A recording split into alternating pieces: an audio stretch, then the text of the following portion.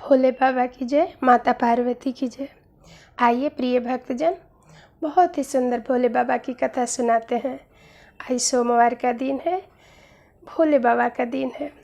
इस दिन बहुत ही सुंदर व्रत कथा सुनाते हैं कि कैसे भोले बाबा शिव जी अपने भक्त की रक्षा करते हैं। उनकी कठिन परिस्थिति में मनुष्य का रूप धारण करके कैसे आते हैं और सहायता करते हैं। बहुत ही सुंदर और रोचक कथा है, पूरा सुनिएगा। बोलिए भोले बाबा की जय, माता पार्वती की जय। रामपुर गांव में एक रमेश नाम का व्यक्ति रहता था। उसकी पत्नी का नाम बिमला था। दोनों गरीब थे, मेहनत मजदूरी करके जीवन यापन करते थे। बच्चे को पाल पोस कर बड़ा कर रहे थे। रमेश नित्य प्रति शहर जाकर किसी सेठ के यहाँ काम किया करता था और बिमला घर पे रहती थी, बच्चे को संभालती थी। बहुत दिन के बाद बिमला देखती है कि पति धीरे धीरे कमज़ोर होते जा रहे हैं और वो कुछ भी काम करने में थक जा रहे हैं, हाँफ रहे हैं और पसीना आने लग रहा है। वो अपने पति से बोलती है कि स्वामी, एक दिन की छुट्टी ले लीजिए और डॉक्टर को दिखा दीजिए। आप नित्य प्रति कमज़ोर होते जा रहे हैं, किसी भी काम करने में थक रहे हैं, खांस रहे हैं और आपको बहुत पसीना भी आ रहा है। रमेश कहता है ठीक है, मैं कल अपने मालिक से बात करूँगा। रमेश जाता है काम पे। वहाँ अपने मालिक को बताता है कि साहब, एक दिन की छुट्टी दे दीजिए, मेरी तबीयत ठीक नहीं है, किसी भी काम में थक जा रहा हूँ, खांसता हूँ, हाँफता हूँ, बहुत पसीना आती है। उसका मालिक बोलता है काम में तो लोग थकते ही हैं, पसीने भी आते हैं, ये कौन सी बड़ी बात है, सभी मजदूर काम कर रहे हैं, तुम भी काम करो। अगर काम नहीं करना तो सब दिन के लिए छुट्टी ले लो, पर ऐसे छुट्टी नहीं मिलेगा। रमेश उदास हो जाता है, फिर से काम करने लगता है। घर आकर पत्नी को बताता है कि मालिक छुट्टी देने से मना कर दिया, बोलता है कि पूरे दिन की छुट्टी ले लो, मैं काम से ही तुम्हें हटा देता हूँ। अगर मेरी काम छूट जाएगी तो घर गृहस्थी कैसे चलेगा। पत्नी भी उदास हो जाती है। रमेश इसी प्रकार काम करते रहता है। कुछ दिन काम करते करते ही एक दिन वहाँ पर वो बेहोश हो जाता है, गिर जाता है। उसका मालिक डॉक्टर के पास लेके जाता है। डॉक्टर इलाज करके बताते हैं कि रमेश को तुरंत एडमिट करना पड़ेगा और ऑपरेशन भी करना पड़ेगा। ऑपरेशन भी करना पड़ेगा और उसका मालिक पूछता है कि ऑपरेशन में कितना खर्च लगेगा। डॉक्टर बताते हैं लगभग 5 लाख। वो बोलता है, मालिक बोलता है कि 4-5 हज़ार की बात हो तो मैं इलाज करा दूँ, 5 लाख मेरे पास कहाँ, मैं इलाज नहीं करा सकता, मैं जाता हूँ, इसके घर बता देता हूँ। उसके घर खबर करवा देता है मालिक। बिमला दौड़ी दौड़ी आती है। पति को इस हालत में देखकर बहुत ही उदास होती है। डॉक्टर बोलते हैं कि तुम जाओ और कहीं से 5 लाख की व्यवस्था करो ताकि इनका इलाज शुरू हो जाए, इनकी हालत गंभीर है। पत्नी दौड़कर गांव में भागती है। पत्नी दौड़कर गांव में जाती है। बहुत लोगों से पैसा उधार मांगती है, पर कोई उसे पैसा नहीं देता है। वह लौट कर आ जाती है और रिसेप्शन में और डॉक्टर से बताती है कि मेरे पास तो इतने पैसे नहीं हैं, मैं क्या करूं। तभी वहाँ पर एक सेठ और सेठानी आते हैं इलाज के लिए।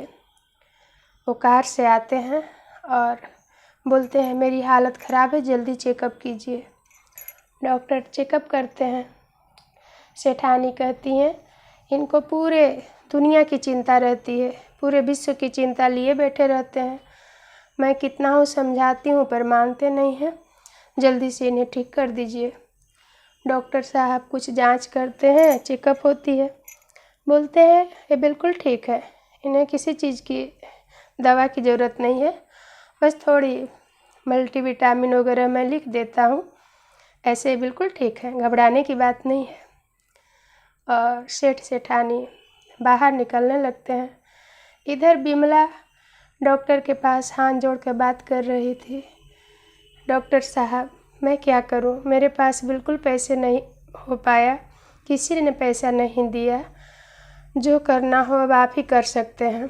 तभी वहाँ पे सेठ सेठानी आ जाते हैं, बोलते हैं, पूछते हैं क्या बात है डॉक्टर साहब, ये बहन क्यों रो रही हैं? डॉक्टर बताते हैं कि इनके पति बीमार हैं, ऑपरेशन की बहुत जल्दी ज़रूरत है और 5 लाख उसमें लग रहा है, पर इनके पास पैसा नहीं है, कैसे इलाज शुरुआत किया जाए?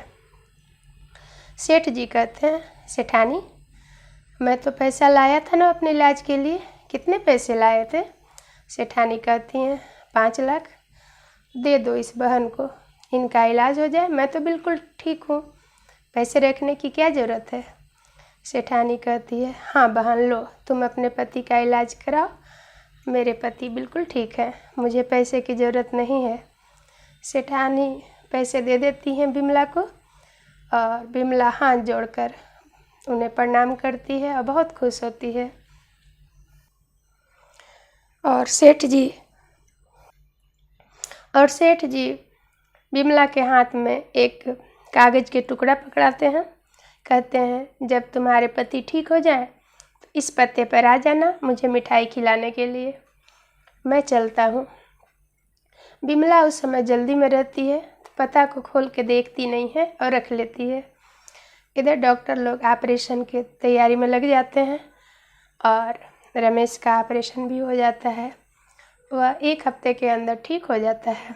घर आते हैं, दोनों पति पत्नी बात करते हैं कि वो सेठ जी के कारण आज आप ठीक हैं, नहीं तो क्या होता, हम क्या कर सकते थे।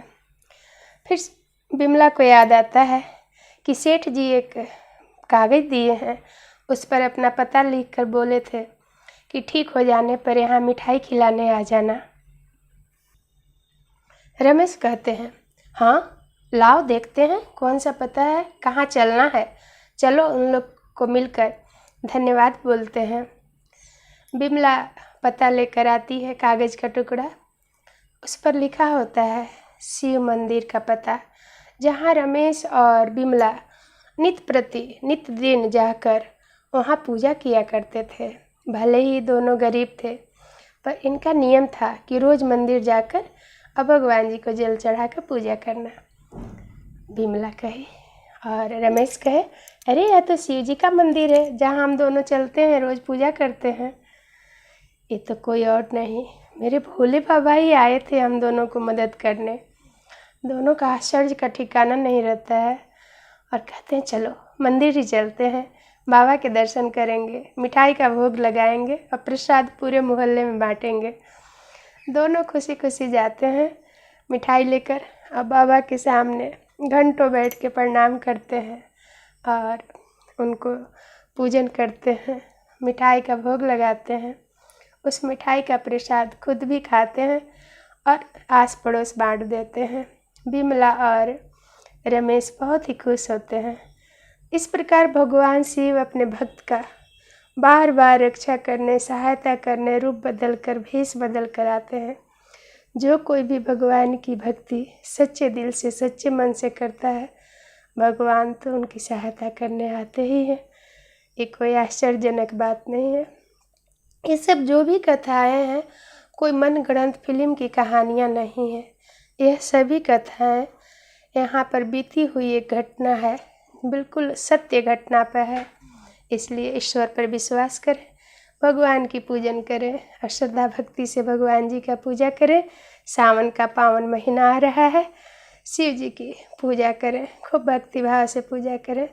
बोलिए हर हर महादेव, काशी विश्वनाथ गंगे, भोले बाबा की जय, माता पार्वती की जय, गणेश जी की जय, हर हर महादेव।